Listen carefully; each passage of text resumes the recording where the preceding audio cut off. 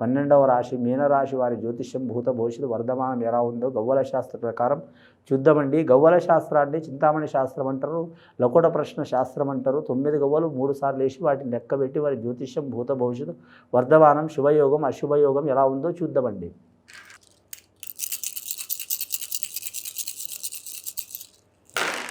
మీనరాశి వారి జాతకంలో చూడాలంటే మాత్రం చాలా వరకు శుభయోగం పడ్డదండి. 2 గవ్వలు పడ్డాయి వారి జాతక బలానికి.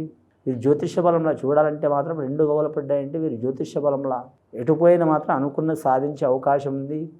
వీరితో పాటు ఇంకొకరు సహకారం లేనిది ఏ పనులు జరగవండి. ఎక్కువ శాతం ఇతరుల మీద నమ్మకం ఖచ్చితంగా ఉంచుకోవాలి. రాశి వారికి రాజయోగం ఉన్నది, కూర్చుంటే రాదు, లేస్తే మంత్రి తిరిగితే సేనాధిపతి అన్నట్టున్నది. ఎక్కడ పోయినా అనుకున్నది సాధించే అవకాశం ఉంది. ఎల్నాటి శని ప్రభావం ఉన్న వీరి గురుబలం అధికంగా ఉన్నది. చంద్రమహార దశ మంచి ఉంది, తారాబలం మంచి ఉంది. తారాబలం మంచి ఉన్నందువలన చేసే పనులు కావచ్చు, వృత్తిలో కావచ్చు, వ్యాపారంలో కావచ్చు, విద్యలో కావచ్చు, ఉద్యోగంలో కావచ్చు, పర్సనల్ లైఫ్లో కావచ్చు, ప్రేమ విషయంలో కావచ్చు, అలాగే కళారంగంలో కావచ్చు, అలాగే క్రీడారంగంలో కావచ్చు కలిసి వచ్చే అవకాశాలు ఉంటాయి. 3వసారి 4 గవ్వలు రాహుమార దశ చాలా వరకు ఇబ్బందికరమైన పరిస్థితి ఉందండి వీరి జాతక బలంలో. రాహుమార దశ అంటే సైంటిస్టులకు కలిసి వచ్చే అవకాశం ఉంటుంది, శాస్త్రజ్ఞులకు కలిసి వచ్చే అవకాశం ఉంటుంది, కంప్యూటర్ రంగంలో పనిచేసే వారికి కలిసి వచ్చే అవకాశం ఉంటుంది.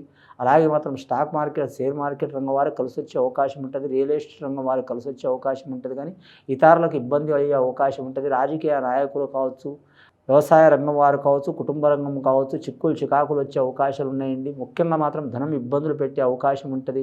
ఏ పని అయినా 10 రూపాయలు ఖర్చు లేనిది ఏ పని కాదండి వీరి జాతకంలో. 10 రూపాయలు అయ్యే కాడ 20 రూపాయలు అయితే, 20 రూపాయలు అయ్యే కాడ 50 రూపాయలు అయితే. ఈ రాశి వారి జాతకంలో స్త్రీలు మాత్రం చాలా జాగ్రత్తగా ఉండాలండి. ఆకర్షణ శక్తి చాలా ఉంటుంది. నిందలు నీలాప నిందలు వచ్చే అవకాశాలు ఉంటాయి. వివాహమైన వారికి మాత్రం సదభిప్రాయం ఉండదు భార్యాభర్తలు ఒకరి మీద ఒకరికి. అలాగే వివాహం కాని వారి మీద కూడా నిందలు చిక్కులు చికాకులు వచ్చే అవకాశాలు ఉంటాయి. బాలికలకు విద్యాపరంగా కలిసి వచ్చే అవకాశం ఉంటుంది. అలాగే ఐఏఎస్ రంగంలో, ఐపీఎస్ రంగంలో వారికి కలిసి వచ్చే అవకాశం ఉంటుంది. అలాగే వీరి జాతకంలో విద్యారంగంలో వారికి, వైద్య రంగం వారికి, ఆరోగ్య రంగం వారికి కలిసి వచ్చే అవకాశం ఉంటుంది. వ్యవసాయ రంగంలో సరిసమాన యోగ బలం ఉంటుంది. దూర ప్రయాణాలు చేసేవారు చాలా జాగ్రత్తగా తీసుకోవాలండి. మొత్తం వీరి జాతకంలో 9 గవ్వలు పడ్డాయండి. నవగ్రహాలు అంటే వీరి జాతకానికి 9 గ్రహాల్లో వీరికి 3 గ్రహాలు అనుకూలంగా ఉంటే మాత్రం 6 గ్రహాలు ఇబ్బందికరమైన పరిస్థితి ఉంది. ఈ రాహుమహారదశ గవ్వలు మాత్రం ఆకస్మికంగా ప్రమాదాలు, అలాగే చిక్కులు చికాకులు, దారిద్ర్యబాధలు తెచ్చే అవకాశాలు ఉంటాయి. కాబట్టి నవగ్రహాలని వీరు పూజ చేయటం, శనేశ్వరుని పూజ చేయటం, అలాగే కులదేవతని ఆరాధన చేయటం, శనేశ్వరుని పూజ చేయటం, ఆంజనేయ స్వామిని పూజ చేయటం, మహాగణపతిని పూజ చేయటం చాలా వరకు మంచిది. ఇది విని చూసి ఆచరించే వారికి చాలా వరకు ఈ మీనరాశి వారికి సర్వశుభాలు, సర్వ సౌకాలు కలిగే అవకాశం ఉన్నదండి.